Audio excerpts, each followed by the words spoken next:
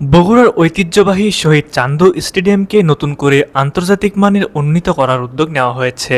আধুনিক প্রযুক্তি ও অবকাঠামোগত উন্নয়নের মাধ্যমে দীর্ঘদিন অবহেলায় পড়ে থাকা এই স্টেডিয়ামকে আবারও জাতীয় ও আন্তর্জাতিক ক্রিকেটের উপযোগী করে তোলার পরিকল্পনা চলছে।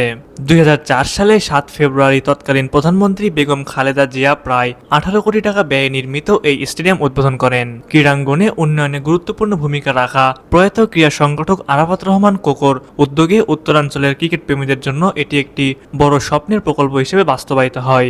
আইসিসির স্বীকৃতি পাওয়ার পর শহীদ চান্দু স্টেডিয়ামে একটি টেস্ট ম্যাচ এবং 5টি ওয়ানডে ম্যাচ অনুষ্ঠিত হয়েছিল, যা বগুড়াকে আন্তর্জাতিক ক্রিকেট মানচিত্রে স্থান করে দেয়। তবে পরবর্তী সময়ে নানা কারণে আন্তর্জাতিক ম্যাচ আয়োজন বন্ধ হয়ে যায় এবং ধীরে ধীরে অবহেলায় পড়ে থাকে দেশের অন্যতম সম্ভাবনাময় এই ভেন্যু। গত বছরে 30 জুন অনুষ্ঠিত বিসিবির পরিচালনা পরিষদের 19তম সভায় বগুড়ার শহীদ চান্দু স্টেডিয়ামের সার্ভে কাজের জন্য 10 লক্ষ টাকা বরাদ্দ করা হয়েছে।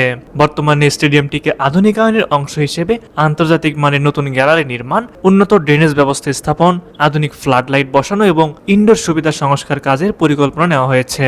পাশাপাশি খেলোয়াড়, দর্শক ও মিডিয়ার জন্য অন্যান্য প্রয়োজনীয় সব সুবিধাও বাড়ানো হয়েছে। সংশ্লিষ্টরা আশা করছেন এসব উন্নয়ন কাজ সম্পন্ন হলে শহীদ চান্দু স্টেডিয়াম আবারও বড় টুর্নামেন্ট আয়োজনের সক্ষমতা অর্জন করবে এবং উত্তরাঞ্চলের ক্রীড়াঙ্গনে নতুন প্রাণ ফিরে আসবে। এতে স্থানীয় অর্থনীতি, পর্যটন ও ক্রীড়া বিকাশেও ইতিবাচক প্রভাব পড়বে বলে মনে করছেন বিশ্লেষকরা।